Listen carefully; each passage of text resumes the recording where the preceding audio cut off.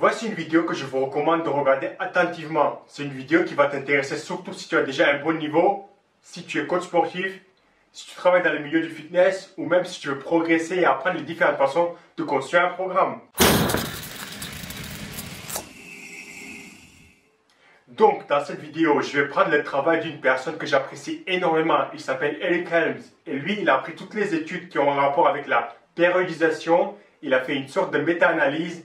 Et moi, je vais prendre son travail, le résumer, le rendre plus accessible et vous le présenter. La périodisation, pour ceux qui ne savent pas de quoi je parle, c'est en gros faire des cycles en alternant la charge et le volume de travail pour arriver à un objectif précis selon ce que l'individu cherche. Ce n'est pas top comme définition, mais c'est l'essentiel. Il y a des cycles, différentes intensités, volume de travail dans une période précise. Donc, on commence avec la base. Et ce que moi, perso, j'utilise dans mes coachings car c'est le plus facile à mettre en application et ça marche. La périodisation linéaire.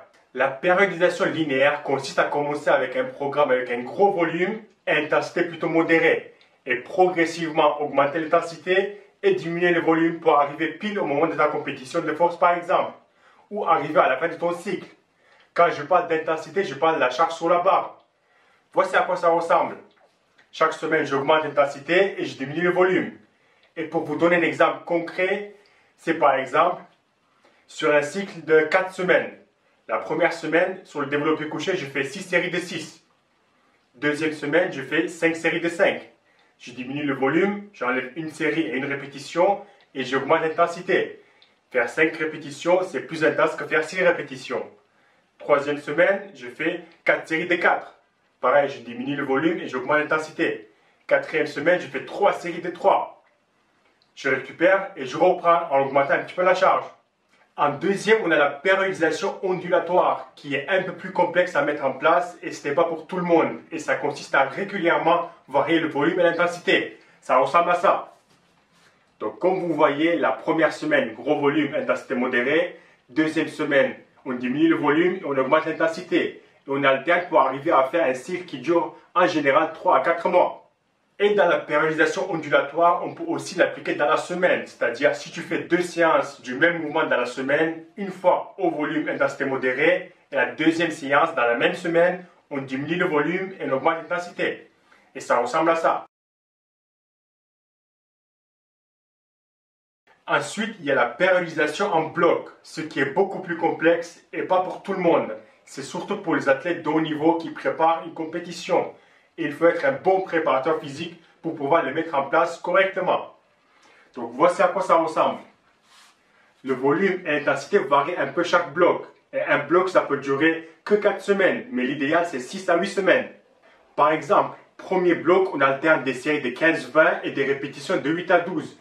Une semaine sur 2. Puis deuxième bloc, des séries de 10 ou 15 avec 6-8 répétitions. Puis troisième bloc, 5-10 séries avec 3-5 répétitions. Voilà pour les différents types de périodisation. Mais entre ces 4, quelle est la meilleure? Donc, en analysant plus de 25 études sur le sujet, voici les résultats qu'il a trouvés. Entre un programme périodisé contre sans périodisation, en moyenne, les groupes périodisation ont progressé de 21,7 à 23,6%, tandis que le groupe sans périodisation ont progressé de 18,9 à 19,1%. Et en moyenne, le groupe périodisation a progressé 22% plus vite, ce qui n'est pas du tout négligeable. Il y a aussi des données entre les débutants et confirmés. Pour les débutants, périodisation, une progression de 32,8 à 33,6%. Sans périodisation, 27%. Le groupe périodisation a progressé 17,5% plus vite. Pour les confirmés, périodisation, une progression de 17 à 18%. Sans périodisation, 14%. Le groupe périodisation a progressé 23,5% plus vite. D'où pourquoi un programme de musculation pour un débutant ou pas ne devrait pas être voilà ta répartition de la semaine avec les charges et répétitions. Tu vas faire ça pendant 3 mois et on se revoit après. Non, ça devrait être hebdomadaire. Ça prend plus de temps à faire, mais c'est ce qu'il faut faire. Je dis ça surtout pour les coachs sportifs qui proposent du coaching et des programmes en ligne. Et on continue entre programme linéaire et ondulatoire. Le programme ondulatoire a eu une progression de 24,7 à 27,4%, tandis que le groupe périodisation linéaire 20 à 21%. En général, le groupe ondulatoire ont progressé 17% plus vite. Si tu es capable de les mettre en place, pourquoi pas? Mais un programme classique avec périodisation linéaire devrait suffire pour tout le monde. Un autre petit remarque qu'il a trouvé après ses analyses, c'est que pour le développé couché, le groupe périodisation linéaire ont progressé 55% plus vite. C'est-à-dire, si tu as passé de 100 à 105 kg au développé couché en 3 mois, moi avec la périodisation, je serai à 110. Et il n'y avait pas vraiment une différence sur le squat. Bizarre. Donc, en conclusion, avoir un programme bien conçu avec la surcharge progressive et le concept de périodisation en tête est une bonne idée pour correctement progresser, que ce soit pour un débutant ou confirmé. Peu importe le programme que tu suis, c'est une bonne idée aussi d'incorporer une sorte de périodisation ondulatoire. Beaucoup volume, peu intense, beaucoup intense, peu volume, varié chaque semaine. Ce genre de programme est surtout pour progresser au niveau des charges.